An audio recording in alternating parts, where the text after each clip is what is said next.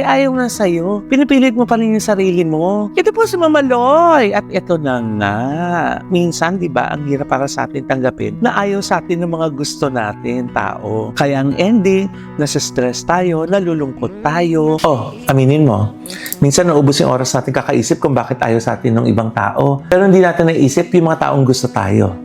Di ba? Yung jowa mong walang time para sa'yo, ayaw kang makasama. Yung mga friends mong hindi ka iniimbitahan sa mga lakad. Yung mga office mate mong hindi ka inaaya mag-lunch out or mag-after office gaming. Kung ayaw nila sa atin, hindi wag. Tuloy lang dapat ang ikot ng mundo. Bakit natin sasayangin yung oras natin para dun sa mga taong walang oras para sa atin? Mas importante, i-channel na lang natin yung ating energy at ang ating mind sa pag-value dun sa mga taong gusto sa atin. Mas masayang makasama yung mga taong gusto tayong kasama. Promise! And soon we will realize that as we grow older, our circle becomes smaller. Hindi mo kailangan na maraming tao sa buhay mo. Mas importante kahit konti sila naman yung mga taong gusto kang kausap, makasama, makita, and they are the people who would bring out the best in you. They are the people who will make you happy. Kaya wag ka na malungkot, be.